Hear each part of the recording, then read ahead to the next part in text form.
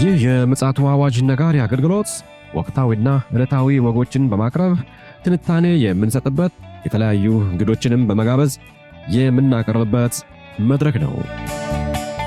መረጃዎችን ያጠናከረ ይዞልን የሚመጣው ፓስተር አለማየሁ ነሙ ሲሆን ፕሮግራሙን የመራና መሰናዶውን ኤዲት በማድረግ ወደ እናንተ የሚያቀርበው ይልቃል አስራት ነው። መልካም ጊዜ። ሻሎም ሻሎም። ውድ የተከበራችሁ የምፅዓቱ አዋጅ ነጋሪ አድማጮቻችን በድጋሚ በዚህ ምሽት ተገናኝተናል። እንግዲህ ለምሽቱ የሚሆን አዲስ መረጃን እንዲሁም ደግሞ ከእግዚአብሔር ቃል እውነት የማንቂያ ደወል ለመደወል ፓስተር አለማየሁ መስመር ላይ ተገኝተዋል። እንግዲህ ጥሩ ጊዜ እንደሚኖረን ተስፋ አደርጋለሁ። ይልቃል አስራት ነኝ ከምፅዓቱ አዋጅ ነጋሪ አገልግሎት። አድማጮቻችን የዓለማችን ወቅታዊ ጉዳይ በጣም እየተባባሰ ይገኛል። የሚሰሙት ሁሉ በእርግጥ በጣም አስጨናቂ እንደሆነ ይገባናል። ነገር ግን እኛ ይሄ አስጨናቂው የሆነው ጉናቴ ለኛ የማንቂያ ደወል ነው። የክርስቶስ ኢየሱስ ዳግም መምጣትን አመላካች ነው። የትንቢት ፍጻሜን የሚያመላክትም ስለሆነ በመንፈሳዊው አይን ስለምንመለከት ብዙ አያሳስበንም። እንዲሁም ደግሞ ቅዱሳኖች በዚህ መልኩ እንድትረዱ እናሳስባለን። ምክንያቱም በየሚዲያው የሚሰሙት ነገሮች አስጨናቂ ስለሆኑ ብዙ እንዳትረበሹ ማበረታታት ስለፈለግን ነው። እንግዲህ ወደ ዛሬው ምሽት መረጃችን ከማለፋችን በፊት ከፓስተር ጋር ሰላምታ እንለዋወጥና ይዞልን የመጣውን መረጃ ያጋራናል። ሰላም ላንተ ይሁን ፓስተር፣ እንዴት አመሸ? እንደምን አመሸ ወንድም ይልቃል። እግዚአብሔር የተመሰገነ ይሁን። በቀኑ መረጃ ክፍለ ጊዜያችን አንድ ወሳኝ መረጃ አጋርተን ነበረ። ምናልባት ደግሞ ይሄ መረጃ ያላዳመጡ ወገኖች ካሉ ቻናላችን ላይ በመግባት መረጃውን ማድመጥ ትችላላችሁ። እንዲሁ በየጊዜው መረጃዎችን ስንለቅ እንዲደርሳችሁ ሰብስክራይብ በማድረግ ለወዳጅ ዘመድ ደግሞ በማጋራት ላይክ በማድረግ እንዲሁም ደግሞ ኮሜንት በማድረግ ተሳታፊ እንድትሆኑ እናበረታታለን። አሁን ወደ መረጃችን በቀጥታ እናመራለን። ፓስተር መረጃን ማቅረብ ትችላለህ? እንግዲህ በትናንትናው ዕለት የሩሲያ ፕሬዝዳንት ቭላዲሚር ፑቲን ሰኞ ዕለት ማለት ነው ከተባበሩት አረብ ኤሚሬት ከኳታር እና ከባህሬን መሪዎች ጋራ በስልክ ተወያይተዋል። ክሬምሊን እንዳስታወቀው ውይይቱ ያተኮረው አሜሪካና እስራኤል በኢራን ላይ የሰነዘሩትን መጠነ ሰፊ ወታደራዊ ጥቃትን ተከትሎ የመጣውን ቀጠናዊ ቀውስ ተገቢውን መፍትሄ በሚያገኝበት ሁኔታ ላይ ነው።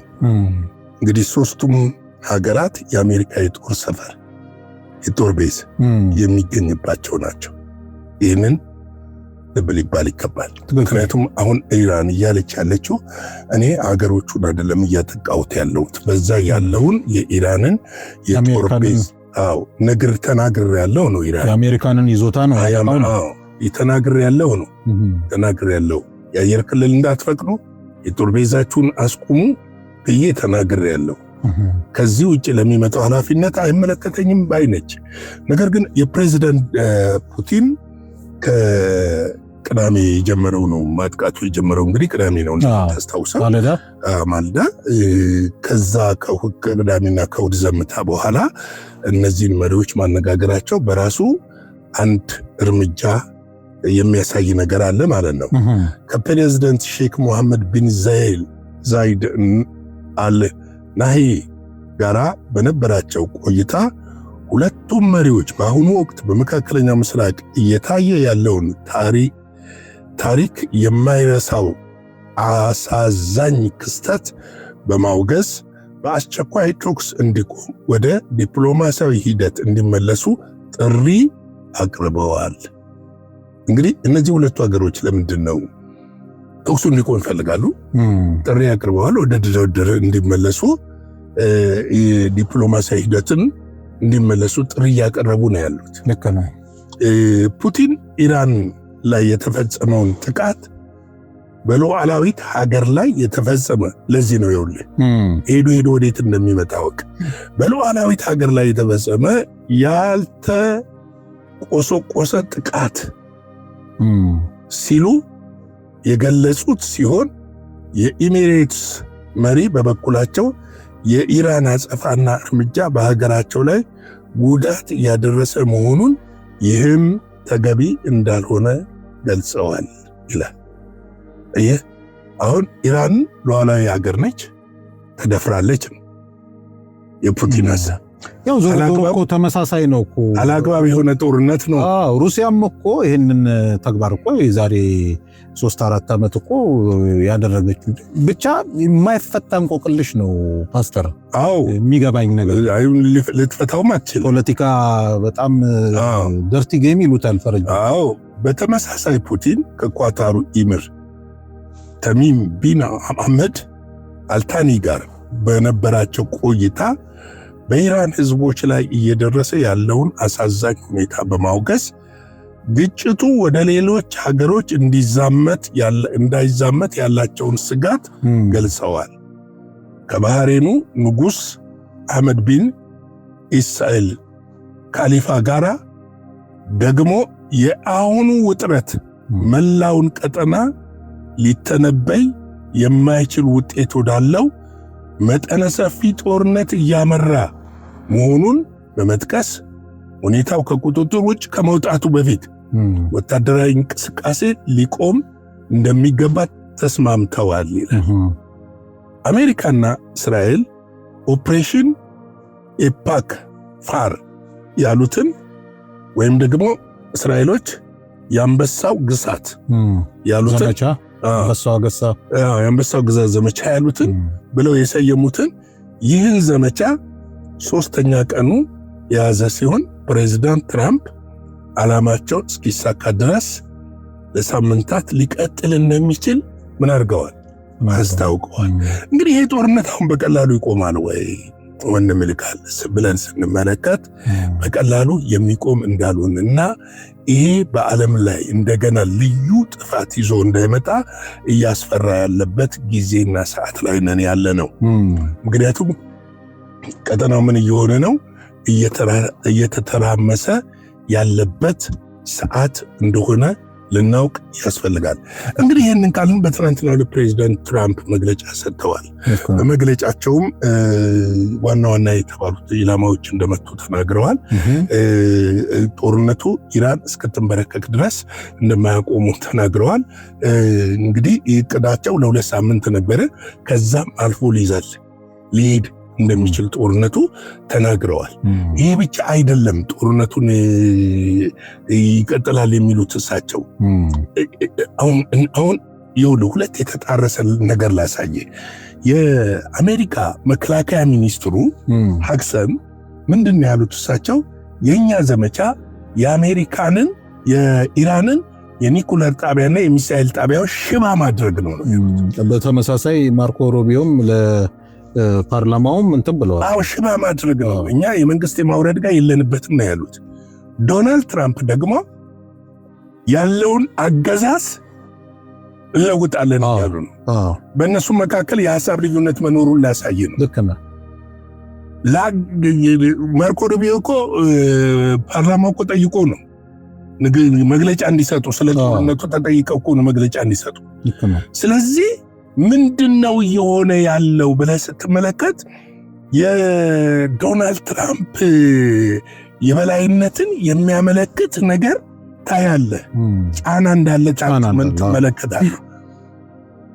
ይህም ጫና የመጣው ከእስራኤል ወገን እንዳይሆን ያስፈራል። አንድ ነገር እንደምትከረሳቸው ንግግር የተረዳሁት ነገር ምንድነው? ኢራንን ሽባ ማድረግ ብቻ አይደለም፣ ያለውን የኒኩለር የኡራኒየሙን 460 ኪሎ ግራሙን እስከምታስረክብ እንደማይመታ ይታወቃል። አታስመታም እሱ። እኔ ታስመታለች ብዬ አልገምትም። ምናልባት እንግዲህ ይሄ ቦሊስቲክ ሚሳኤል ክምችቱን ለማዳከምም ትልቅ ታርጌት አድርገው እየተንቀሳቀሱ ነው። አሁን ጦርነቱ የሚዛመትባቸው ምክንያቶች እየመጡ ነው ያሉት። በፊት ላይ ጦርነት ውስጥ ያልነበሩ ሀገሮች እየገቡበት ነው ያሉት። ለምሳሌ የመከላከያ ሚኒስትሩ 2 ሳምንት ነው እያሉ ያሉት። ዶናልድ ትራምፕ ደግሞ 2 ሳምንት አይደለም እስከ ወር ይዘልቃል እያሉ ነው ያሉት። ጦርነቱ እንዲራዘም አይፈልጉም። ዲሞክራቶችም የአሜሪካ ህዝብ ራሱ አይፈልግም ጦርነቱ እንዲራዘም። የጦርነቱ መራዘም ሄዶ ማንን ነው የሚጎዳው? ራሱ አሜሪካንን። ለምሳሌ አንድ ነገር ላሳይ። አሁን ባለው ስታተስ የአሜሪካ መከላከያ በአንድ ቀን ለሚያደርገው ጦርነት $786 ሚሊዮን ያወጣል። ልክ ነው።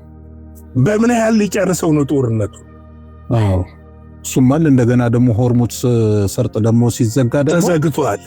ራሱ የመከላከያው ብቻ ሳይሆን ያጠቃላይ የአሜሪካንንም ኢኮኖሚ ያናጋል። አዎ ስለዚህ ይህንን ነገር በቀላሉ መቋጨት አለበት የሚሉ ወገኖችም እንዳሉ ማስታወስ ያስፈልጋል። ግን ነው ወይ ነው?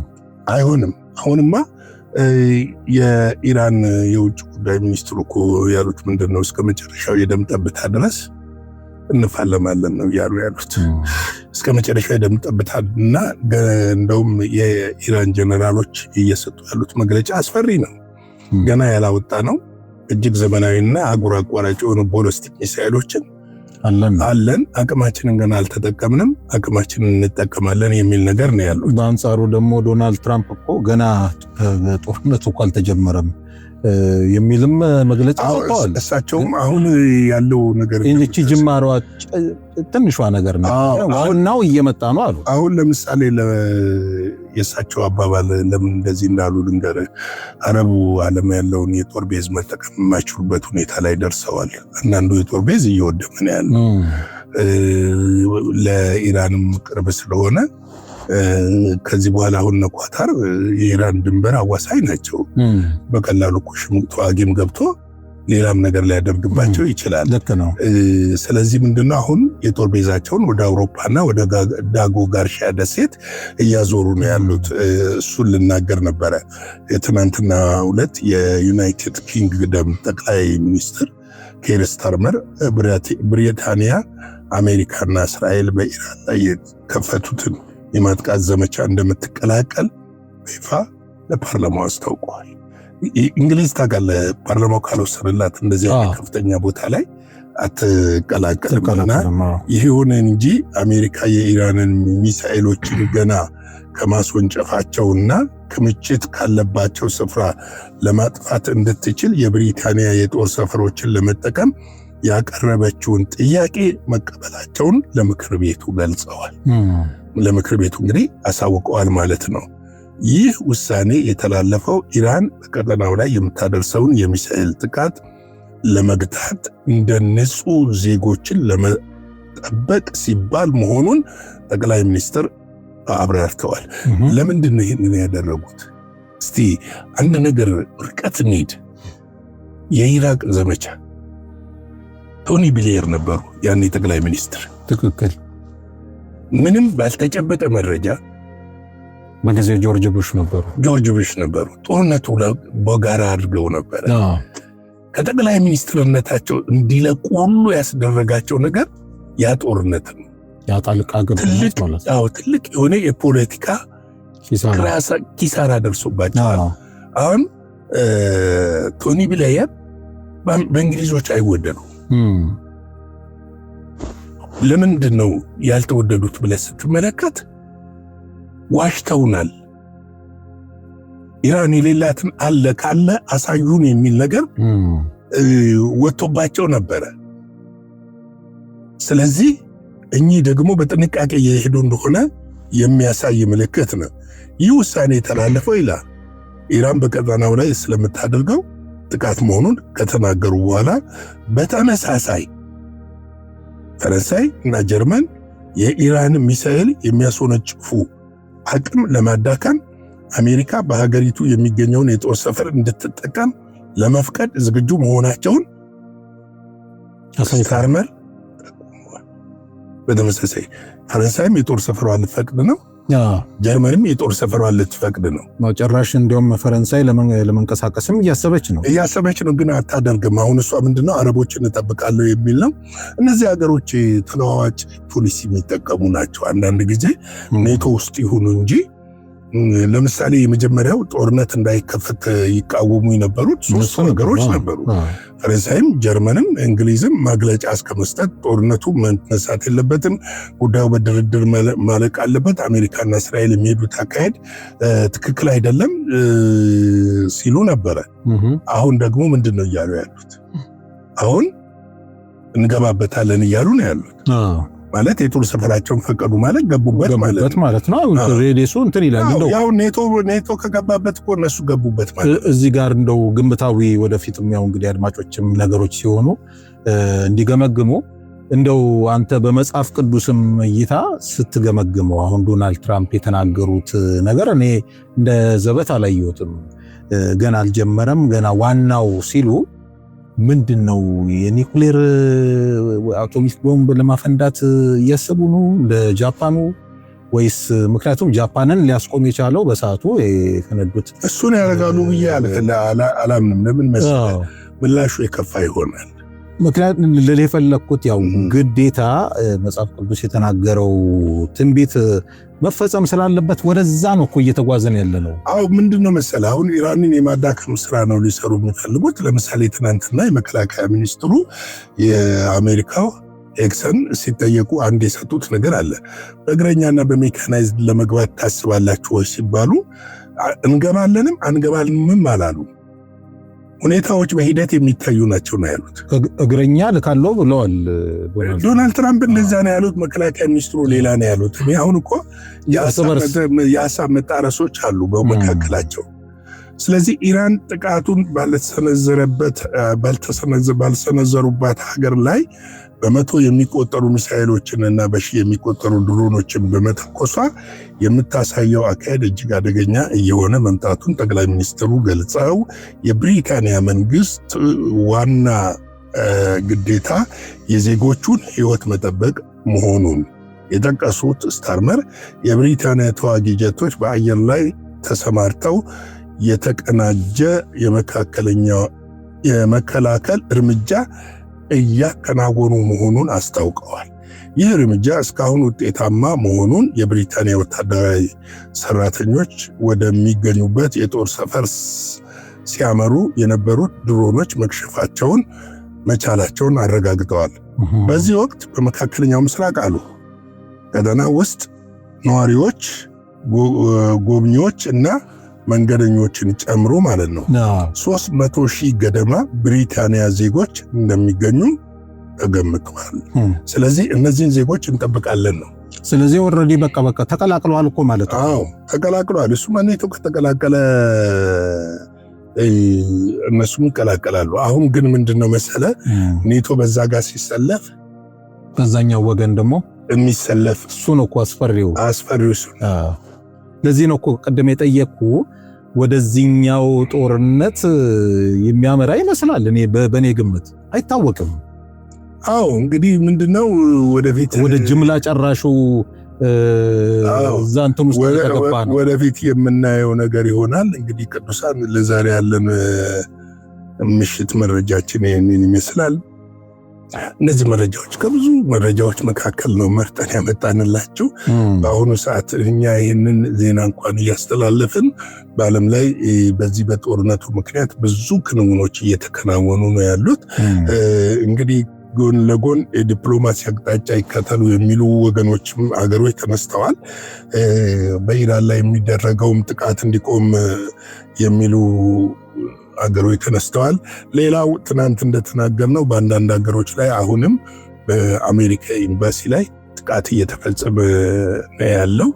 ይሄ እንግዲህ የሻህት ሙስሊም ወደፊት በምን አይነት እርምጃ ውስጥ ይሄዳሉ የሚለው ነገር ይህ ሽምቅ ወይም ደግሞ አጥፍቶ ጠፊ ድርጊቶች ሊከናወኑ እንደሚችሉ ታሳቢ ማድረግ ነው። ዓለማችን እንግዲህ ወደ ፍጻሜው እያመራች ነው። መጽሐፍ እያለው እየተፈጸመ ነው። እግዚአብሔር ሐሳብ፣ እግዚአብሔር ፍቃድ በምድር እየሆነ ነው ያለው። ሰዓቱ ደርሷል።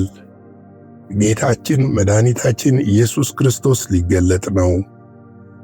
እናንተስ ዝግጁ ናችሁ? የጌታ ሰላም ጸጋ ከእናንተ ጋር ይሁን። ሻሎም እግዚአብሔር አብስቶ ይባርክ ፓስተር። በእውነት በጣም የሚገርም ጊዜ ላይ ያለ ነው።